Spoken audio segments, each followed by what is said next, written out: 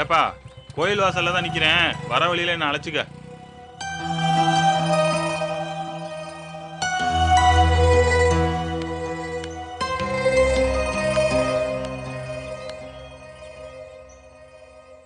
வணக்கங்க.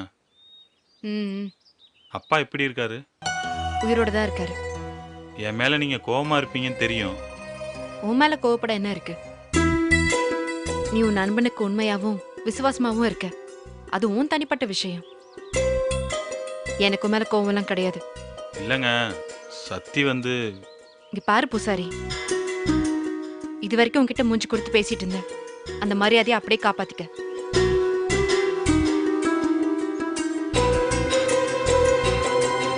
நீங்க யாருக்காகவாவது வெயிட் பண்றீங்களா? நான் வேணா வண்டி வர சொல்லட்டா? எங்க அண்ணன் வண்டி அனுப்புறேன்னு சொல்லியிருக்கு. உன்னோட உதவி எதுவும் தேவையில்லை. ஏற்கனவே நீங்க பண்ணதெல்லாம் போதும்.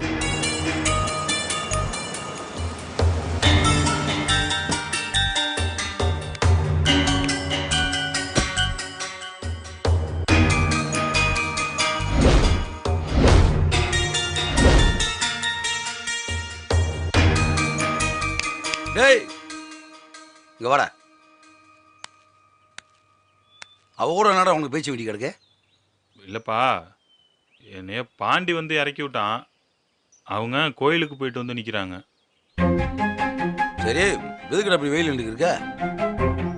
ஏப்பா, இதை நீ என்கிட்ட கேட்கறதுக்கு பதிலா நேரா அவங்க கிட்டே கேட்டிருக்கலாம்ல. வண்டியில ஏறு, வெயில் ஜாஸ்தியா இருக்குல்ல. அவங்க ஏய் உன்னதானே சொன்னேன் நானே. இல்லப்பா, போற வழியில அவங்கள எங்கேயா இறக்கி விட்டு போயிடலாம். டேய் இப்போ நீ வண்டியில ஏற போறியா இல்லையா? பாவையா, புள்ளத்தாச்சி பொண்ணு. இல்லை நீ பொண்டாட்டியே நினைக்கலனாலும் பரவாயில்ல, உன் பிள்ளைக்கு அம்மான்னு நினைச்சாவது போற வழியில இறக்கி விட்டு போயிடலாம்யா. பாவம் சத்தி. இப்போ என்ன, அவளை வண்டியில ஏத்தனு அவ்வளோதானே? ஓ போய் கூப்பிடு.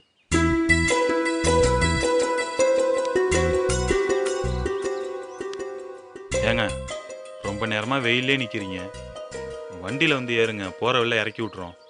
உங்களுக்கு வேற வேலையே இல்லையா? ரோட்ல நிக்கிறவங்கள வண்டியில ஏத்திட்டு போறதா உங்க வேலையா? உங்க மூஞ்சிலேயே முழிக்க பிடிக்காம தானே தள்ளி வந்து நிக்கிறேன்.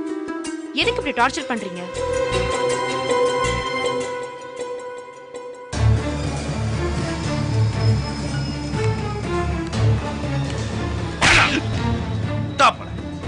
அந்த வா போலாம் சொல்லி படிச்சு படிச்சு சொல்றேன்.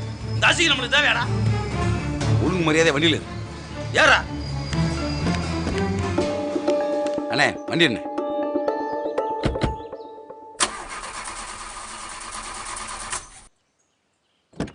என்னாச்சு?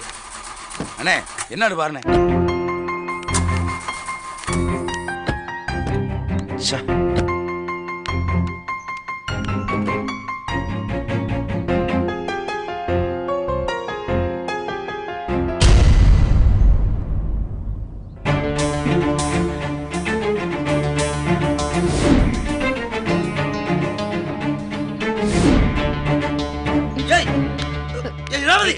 என்னாச்சு? என்ன ரேவதி